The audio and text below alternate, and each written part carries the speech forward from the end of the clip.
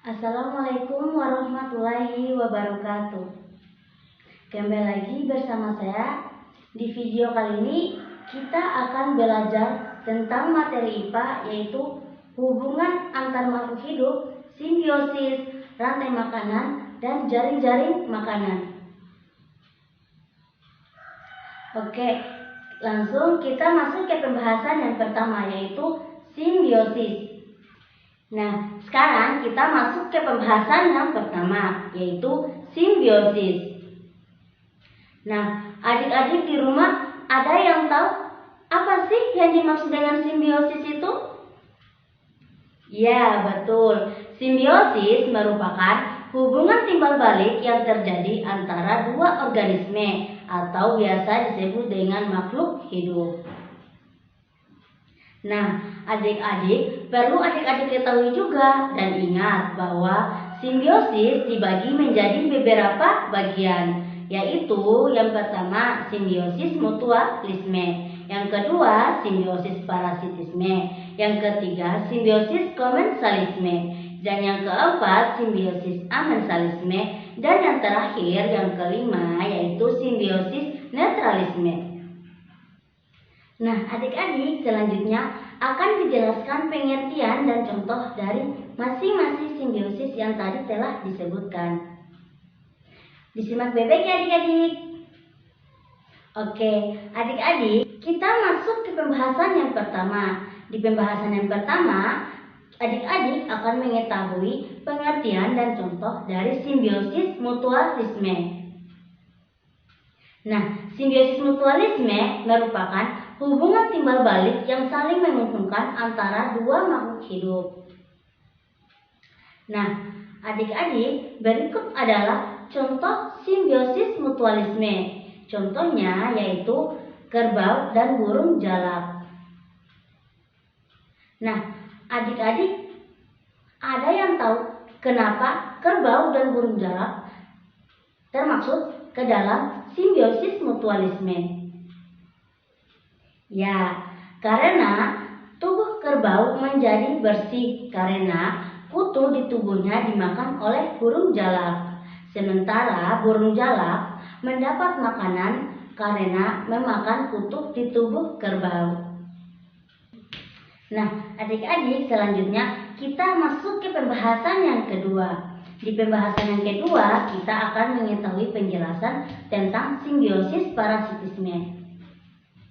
Nah, adik-adik, simbiosis parasitisme ini merupakan hubungan timbal balik di mana satu makhluk hidup diuntungkan dan makhluk hidup lainnya dirugikan. Nah, untuk contoh simbiosis parasitisme ini yaitu tali putri dan pohon inangnya. Nah, adik-adik, tali putri ini mendapat tumpangan dan makanan dari pohon inangnya, sementara pohon inangnya merugi karena ditumpangi sekaligus dicuri makanannya, sehingga dapat menyebabkan pohon inangnya mati adik-adik. Nah, adik-adik, selanjutnya kita masuk ke pembahasan yang ketiga, yaitu mengenai simbiosis komensalisme. Nah, adik-adik, simbiosis komensalisme ini merupakan hubungan timbal balik di mana satu makhluk hidup diuntungkan dan makhluk hidup lainnya tidak diuntungkan maupun tidak dirugikan. Nah, untuk contoh simbiosis komensalisme yaitu ada pohon atau bunga anggrek dan pohon inangnya. Nah, adik-adik, bunga anggrek ini mendapatkan tumpangan untuk hidup, sementara pohon inangnya hidup seperti biasa. Jadi, pihak yang diuntungkan yaitu pohon anggrek, sedangkan pohon yang menjadi pihak yang tidak diuntungkan atau tidak dirugikan yaitu pohon inangnya. Nah, adik-adik, selanjutnya kita akan masuk ke pembahasan yang keempat. Di pembahasan yang keempat, adik-adik akan dijelaskan tentang simbiosis amensalisme. Nah, adik-adik, simbiosis amensalisme ini merupakan hubungan timbal balik antara dua makhluk hidup di mana satu pihak dirugikan sedangkan pihak lain tidak dirugikan dan juga diuntungkan, atau dengan kata lain tidak terpengaruh apa-apa. Nah, adik-adik, dalam menerapkan pola interaksi dalam lingkungannya, Pohon pinus diketahui menghasilkan senyawa alelopati yang dapat mengganggu kelangsungan hidup tumbuhan lainnya. Ini sebabnya di sekitar pohon pinus jarang sekali ditemukan pohon-pohon lainnya selain sejenis rumput-rumputan. Oke, adik-adik, kita masuk ke pembahasan yang terakhir, yaitu di pembahasan ini kita akan mengetahui penjelasan mengenai simbiosis netralisme. Nah, adik-adik, simbiosis netralisme ini merupakan hubungan yang terjadi antara dua makhluk hidup di mana kedua makhluk hidup tersebut tidak dirugikan ataupun tidak diuntungkan. Keduanya sangat netral. Nah, untuk contoh dari simbiosis netralisme yaitu adanya interaksi antara kambing dengan ayam. Nah, adik-adik, kambing yang merupakan hewan herbivora memiliki hubungan baik dengan ayam.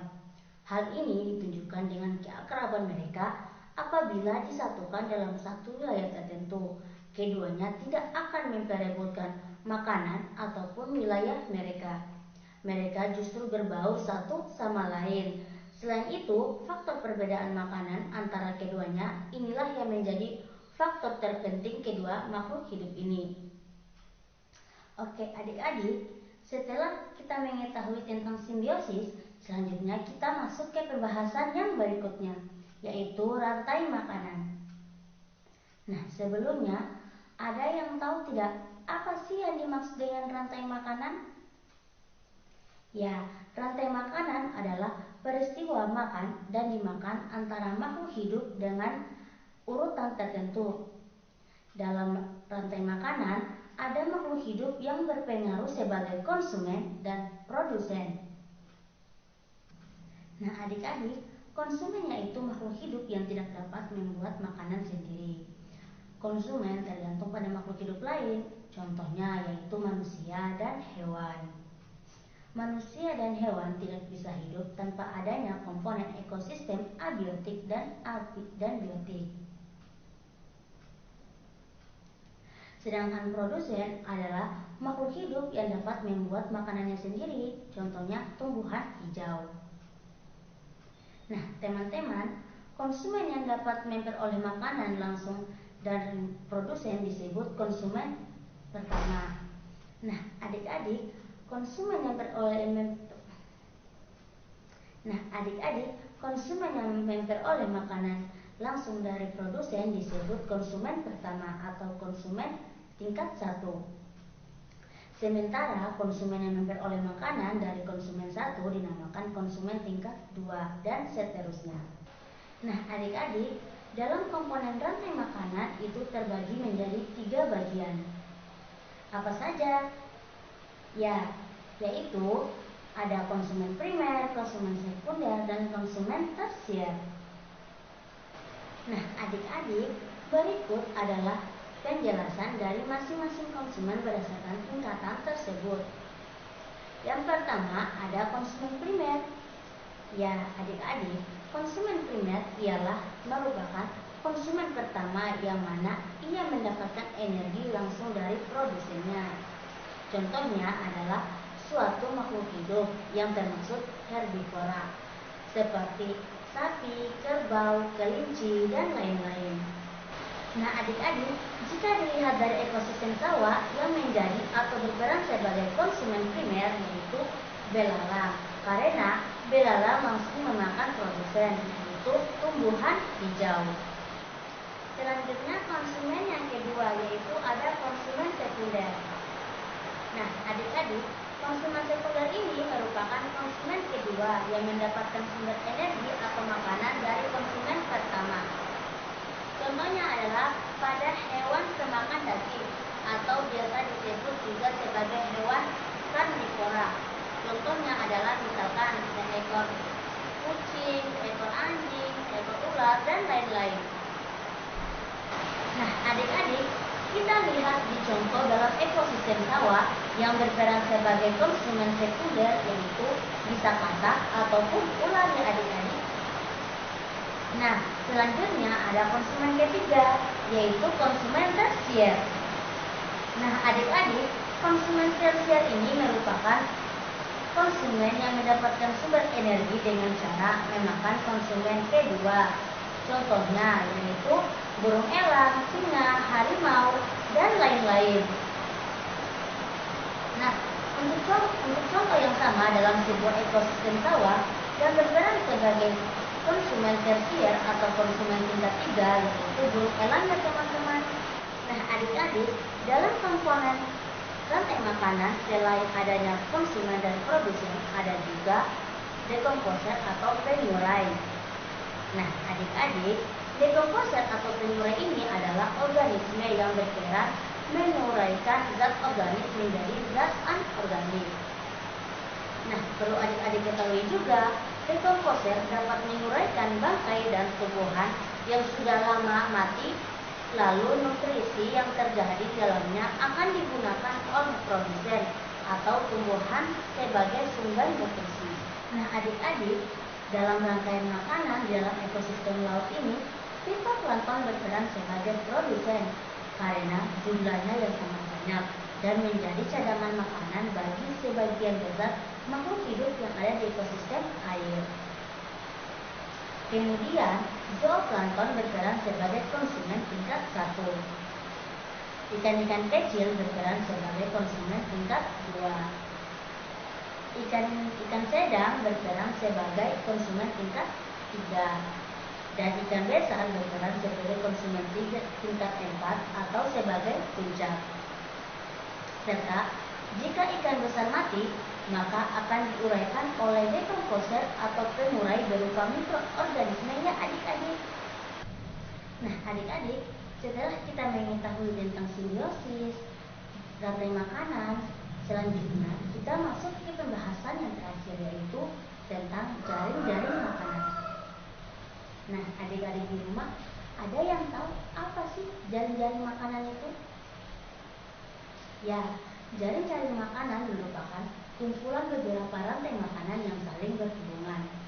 Organisme yang terlibat dalam sebuah jaring-jaring makanan juga memiliki lebih banyak pilihan makanan dibanding organisme yang ada pada rantai makanan.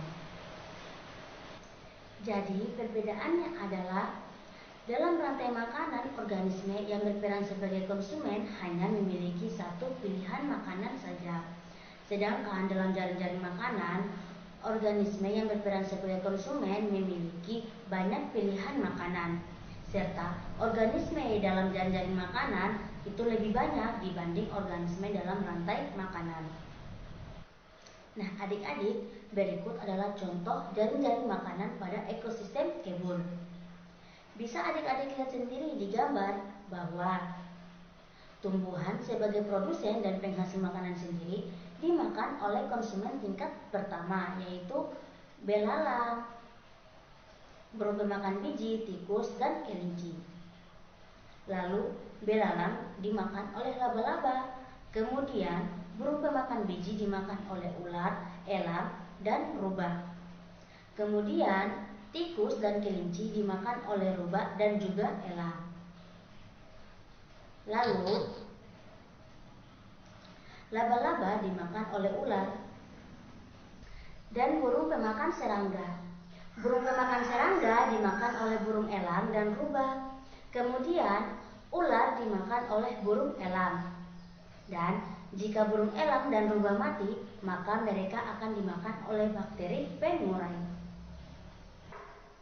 Oke adik-adik, cukup sekian pembahasan materi dari saya. Semoga bisa bermanfaat bagi adik-adik di rumah. Sekian dari saya. Akhir kata saya ucapkan terima kasih. Wassalamualaikum warahmatullahi wabarakatuh.